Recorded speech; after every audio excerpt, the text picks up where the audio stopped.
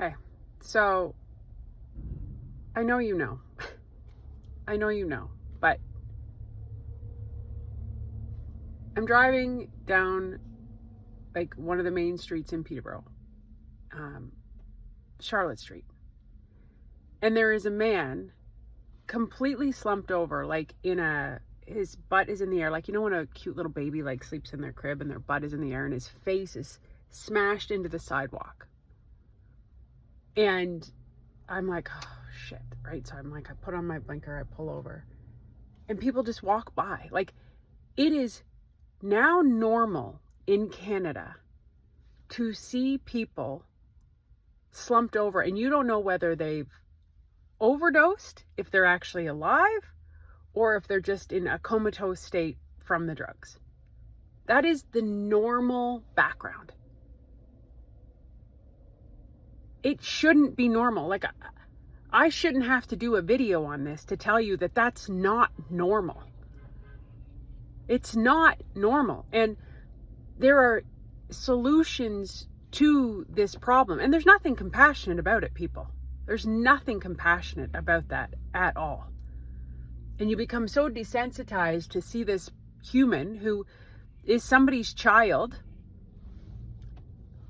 there.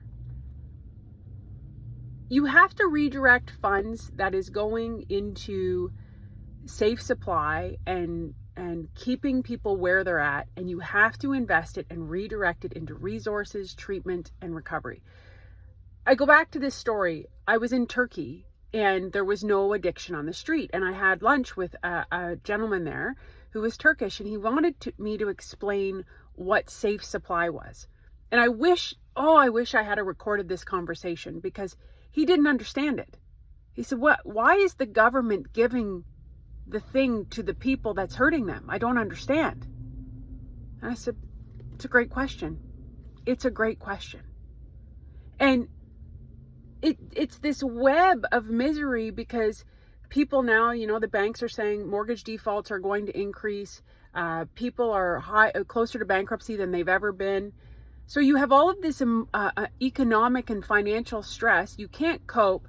You start maybe with some alcohol, then you move on to something else. And, now all of a sudden you have access to these deadly drugs that are everywhere. The overdoses you see on the street are one thing, but go ask a paramedic, go ask a police officer, go ask first responders where the majority of overdoses happen.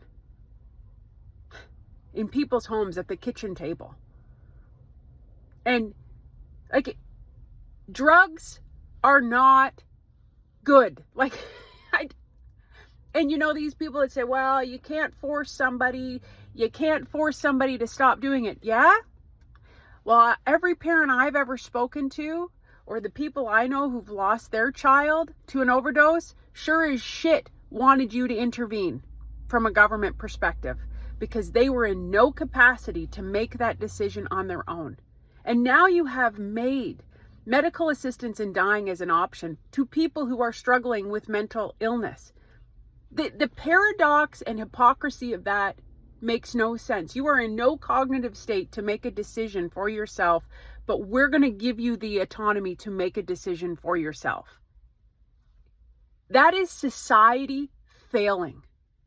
That is not caring for people who are sick. That's like looking at somebody who is bleeding out and saying, and they have no tools, they have no bandages, they have nothing, and they say, you can do that, you can figure that out on your own. That's a failure of society. Like, this is the economic impact, and the compassion fatigue for people is growing. The divide and the crater, like, nobody's compassionate anymore because they can't run their business. And they're done. And they're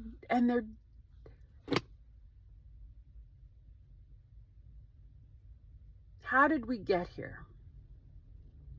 And why is this happening?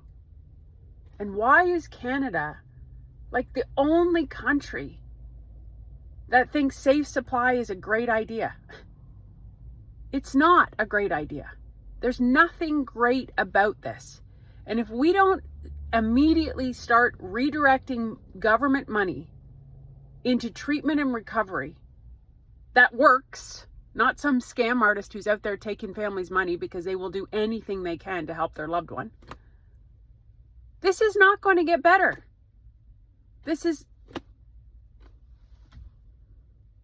I know you know, but you got to share it. You got to keep talking about it, and you got to keep pressuring your elected officials, and you got to show up, and you got to speak up. That's that.